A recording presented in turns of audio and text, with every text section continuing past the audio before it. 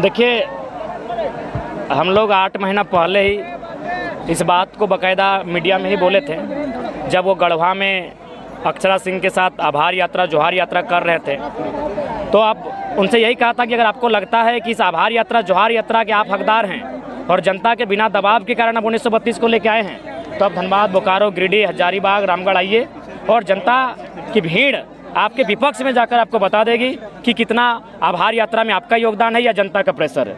ये 8 महीना पहले ही कहा था, तो इसलिए आज की सभा 8 महीना पहले से तय थी। हाँ, इससे पहले भी नावाडी आए थे, क्योंकि नावाडी भले विधानसभा एक है, लेकिन नावाडी स्वर्गीय जगन्नाथ महतो जो शिक्षा मंत्री उनका पैतृक प्रखंड है। और हम लोग कहें नहीं, वहाँ नहीं, उसके बाहर जहाँ भी कार्यक्रम होगा वहाँ, और मुख्यमंत्री को उनको ना हम काला झंडा दिखाएंगे, ना उनके खिलाफ नारेबाजी करेंगे, ना ही किसी प्रकार का हुड़दंग करेंगे, ना ही कोई अराजकता की बात करेंगे। हम लोग सीधा सीधी एक छोटी सी सभा बुलाएंगे और जनता को ये भी संदेश देंगे, और जनता जब वहाँ आ जाएगी तो ऑटोमेटिक उनको संदेश जाएगा कि आप गिनाने आए हैं लेकिन वास्तव में बेच के आए हैं। वो आके कह रहे हैं धोती लुगा साड़ी योजना, और हमारे शिक्षक बहाली में 3600 टीचर सीटों को आधे से ज़्यादा बेच के आए हैं बाहर के लोगों को। पब्लिक प्रोसिक्यूटर की बहाली क्लियर किया उन्होंने, उसमें भी स्पष्ट लोग कह रहे हैं कि हम तो दरभंगा से आए हैं, हम यूपी से आए हैं, हम राजस्थान से आए हैं। अरे भाई, मेरी यहाँ की माएँ, मौसी, काकी, जेठी, उनका मांग का सिंदूर उजड़ा, विधवा हुई,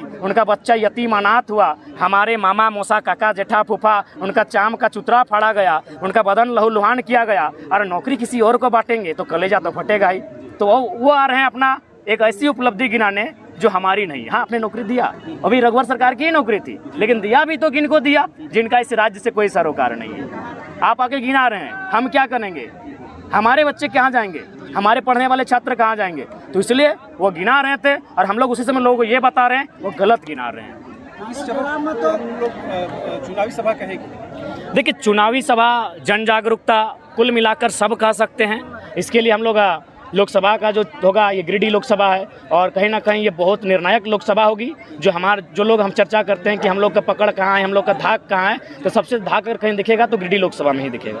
ये गिरिडीह से क्या 81 विधानसभा क्षेत्र है, वहाँ क्या मैसेज देंगे? देखिए, फिलहाल हम लोग बहुत सारे जिले हैं जहां हम लोग की तैयारियां चल रही हैं, जहां हमारा संगठन एक विस्तार पूर्वक अंगड़ाइयाँ ले रहा है। वहाँ जैसे ही हम लोग पहुँचेंगे, समय के साथ साथ बाकायदा उन चीज़ों पर भी घोषणा करते जाएंगे। चीज़ें बढ़ती हैं तो उस पर आरोप प्रत्यारोप होता है, पर इल्ज़ाम अगर आपने सुना होगा कि आप लोग स्पॉन्सर्ड हैं, विपक्ष के गोद में खेल रहे हैं। इन सवालों का जवाब पहले भी दिया, मगर अब थोड़ा एग्रेसिव ढंग से आरोप कर रहे हैं। नहीं, बिल्कुल, ये आरोप भी निराधार है। हजारीबाग में हमारे सामने आज थी, आज जेएमएम है, कल बीजेपी रहेगी, परसों कांग्रेस रहेगी।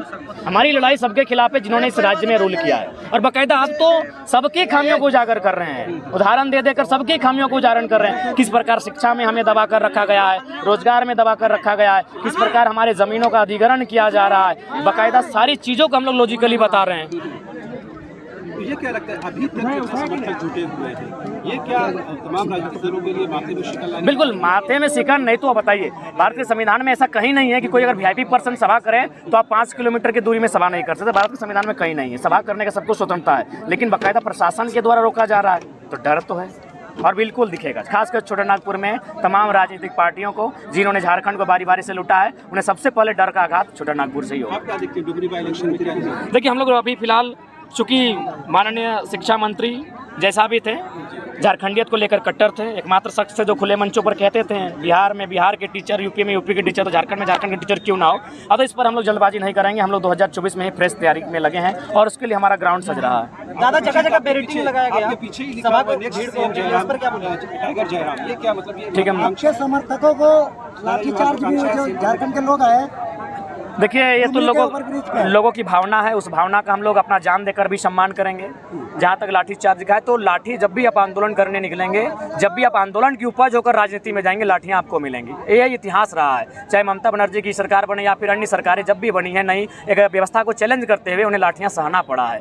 तो जाहिर सी बात है, हम लोग बदला लेने के लिए नहीं, बदलाव के लिए आए हैं। इसे लाठी का उत्तर लाठी नहीं, उनकी लाठी का उत्तर हमारा गर्दन होगा, हमारा सर होगा, लेकिन हम लोग जो विचारधारी को लेकर चले उसको लेकर आगे अमल करेंगे। 450 सभाएं आपकी हैं, आज पहली बार ऐसा हुआ कि ये जो हम लोग कल दिए थे, ये टेंट उखाड़ने का रात भर पुलिस प्रशासन किया, मतलब पहला ये होगा जो टेंट उखाड़ने तक पूरा आ गई थी पुलिस। 450 नहीं, ज़्यादा आई थिंक हमको लगता है। अगर ऑफिशियली बात करें तो 700 के आसपास सभाएं हो गया, और ऐसे बात करेंगे तो 1200 के आसपास हो गई। तो मेरा मानना है कि हम लोग को टेंट से कोई वास्ता नहीं, हम लोग तो विचार के रूप में आए हैं। और मुझे लगता है अगर बारिश भी आती तो आप देख सकते थे लोग छतरी लेकर आए थे, यानी ये 20-30 हज़ार की भीड़ छतरी लेकर सुनती, पहाड़ों पर लोग थे।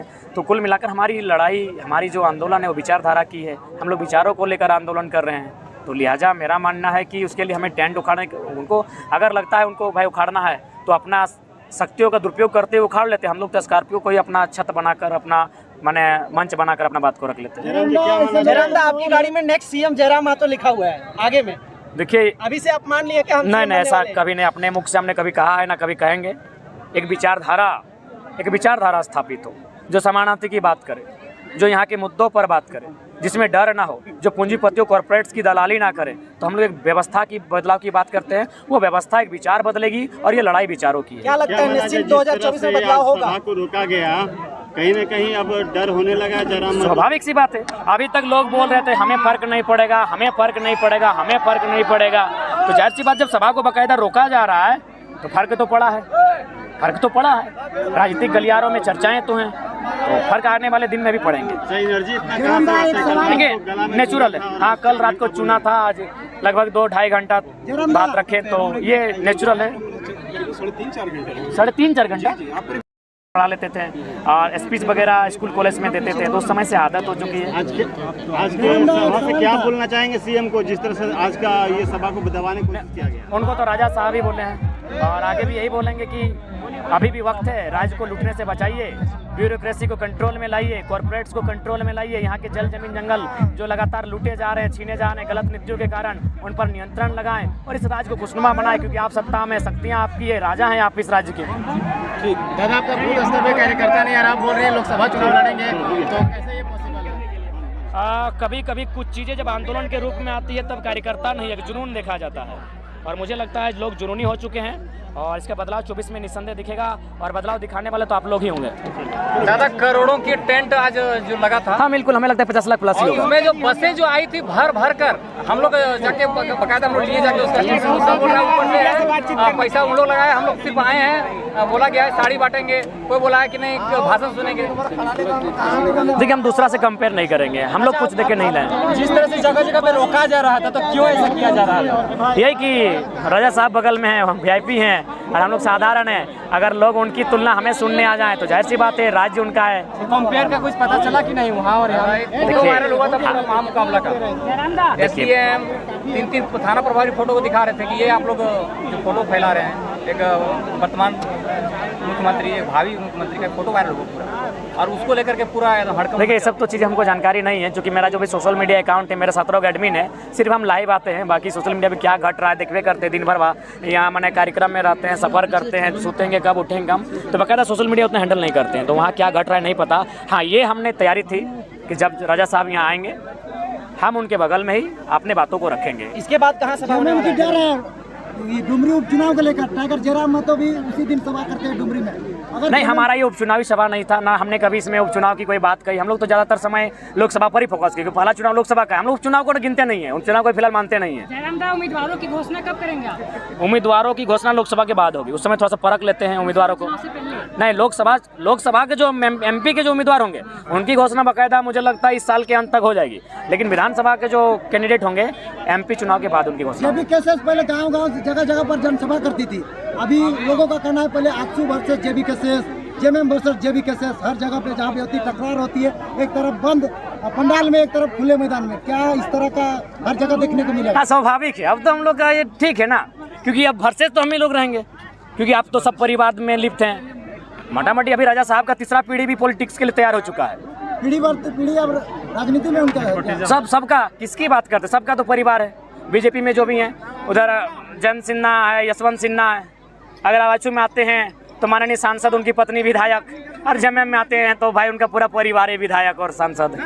तमाम लोगों को क्या संदेश देना चाहेंगे डुमरी महासभा? संदेश यही देना चाहेंगे कि भाई झारखंड का लूट बहुत हुआ, बहुत अत्याचार हुआ, अब हमारी बात दिल्ली में भी गूंजेगी, और नहीं तो फिर झारखंड के लोग अपनी राजनीतिक महत्व को जानते हुए 1% 1 वर्ड 1 वैल्यू के साथ आगे बढ़ रहे हैं। इसका 24 में बदलाव दिखेगा।